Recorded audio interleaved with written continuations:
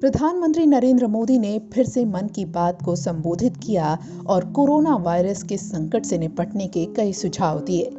इस दौरान प्रधानमंत्री ने दो अहम त्योहारों की बात की और साथ ही इसके महत्व को और भाव को समझाते हुए ये बताने की कोशिश की कैसे इन त्योहारों के भाव में छिपी है कोरोना वायरस के खिलाफ जंग जीतने की शक्ति।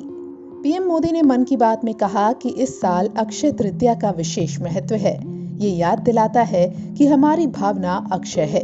चाहे कितनी भी आपदा आए, इससे जूझने की मानवीय भावनाएं अक्षय हैं। माना जाता है कि यही वो दिन है जब पांडवों को अक्षय पात्र मिला था। हमारा अन्नदाता किसान इसी भावना से परिश्रम करता है। इन्हीं की वजह से हमारे पास अन्न के भंडार हैं। साथ ही पीएम मोदी ने कोरोना संकट के बीच शुरू हुए रमजान के पाक महीने की भी बात की। पीएम मोदी ने कहा कि किसी ने सोचा भी नहीं होगा कि रमजान में इतनी बड़ी मुसीबत होगी, लेकिन जब विश्व में मुसीबत आ ही गई है तो हमें इस सेवा भाव की मिसाल देनी है। हम पहले से ज्यादा इबादत करें और कोरोना के खिलाफ लड़ाई को मजबूत करें। बता दें कि इन दोनों ही त्योहारों के दौरान लोगों से ये भी अपील की जा रही है कि लोग इन त्योहारों को अपने घर में रहकर ही मनाएं, लॉकडाउन के नियमों का पालन करें और साथ ही सोशल डिस्टेंसिंग यानी फिजिकल डिस्टेंसिंग को भी मेंटेन रखें। ये सुखद संयोग ही है कि आज जब आपसे मैं मन की बात कर रहा हूं तो अक्षय तृतीया का पवित्र पर्व भी है। साथियों, क्षय का अर्थ होता है विनाश, लेकिन जो कभी नष्ट नहीं हो, जो कभी समाप्त नहीं हो, वो अक्षय है। अपने घरों में हम सब इस पर्व को हर साल मनाते हैं, लेकिन इस साल हमारे लिए इसका विशेष महत्व है।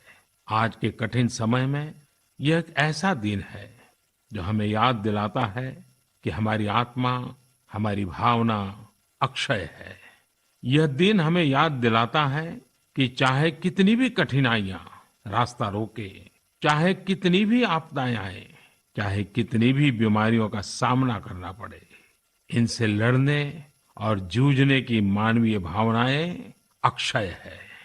माना जाता है कि यही वो दिन है जिस दिन भगवान श्री कृष्ण और भगवान सूर्यदेव के आशीर्वाद से पांडवों को अक्षय पात्र मिला था।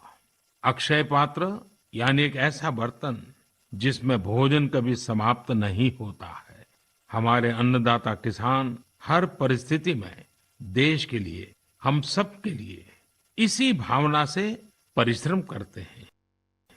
इन्हीं के परिश्रम से आज हम सब के लिए, गरीबों के लिए देश के पास अक्षय अन्न भंडार है। इस अक्षय तृतीया पर हमें अपने पर्यावरण, जंगल, नदियां और पूरे इकोसिस्टम के संरक्षण के बारे में भी सोचना चाहिए, जो हमारे जीवन में महत्वपूर्ण भूमिका निभाते हैं। अगर हम अक्षय रहना चाहते हैं तो हमें पहले यह सुनिश्चित करना होगा कि हमारी धरती अक्षय रहे। क्या आप जानते हैं कि अक्षय तृतीया का यह पर्व दान की शक्ति यानी पावर ऑफ गिविंग का भी एक अवसर होता है। हम हृदय की भावना से जो कुछ भी देते हैं, वास्तव में महत्व उसी का होता है। यह बात महत्वपूर्ण नहीं है कि हम क्या देते हैं और कितना देते हैं। संकट के इस दौर में हमारा छोटा सा प्रयास हमारे आसपास के बहुत से लोगों के लिए बहुत बड़ा संबल बन सकता है। साथियों, जैन परंपरा में भी यह बहुत पवित्र दिन है, क्योंकि पहले तीर्थंकर भगवान ऋषभदेव के जीवन का यह एक महत्वपूर्ण दिन रहा है। ऐसे में जैन समाज इसे एक पर्व के रूप में मनाता है और इसलिए ये समझना आसान है कि क्यों इस दिन को लोग किसी भी शुभ कार्य को प्रारंभ करना पसंद करते हैं। चूंकि आज कुछ नया शुरू करने का दिन है, तो ऐसे में क्या हम सब मिलकर अपने प्रयासों से अपनी धरती को अक्षय और अविनाशी बनाने का संकल्प ले सकते हैं?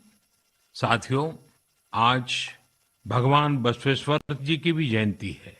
ये मेरा सौभाग्य रहा है कि मुझे भगवान बसवेश्वर की स्मृतियां और उनके संदेश से बार बार जुड़ने का, सीखने का अवसर मिला है। देश और दुनिया में भगवान बसवेश्वर के सभी अनुयायियों को उनकी जयंती पर बहुत बहुत शुभकामनाएं। साथियों, रमजान का भी पवित्र महीना शुरू हो चुका है। जब पिछली बार रमजान मनाया गया था तो किसी ने सोचा भी नहीं था कि इस बार रमजान में इतनी बड़ी मुसीबतों का भी सामना करना पड़ेगा।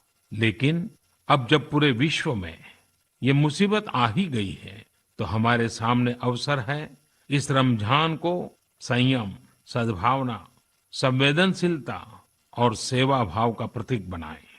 इस बार हम पहले से ज्यादा इबादत करें ताकि ईद आने से पहले दुनिया कोरोना से मुक्त हो जाए और हम पहले की तरह उमंग और उत्साह के साथ ईद मनाएं।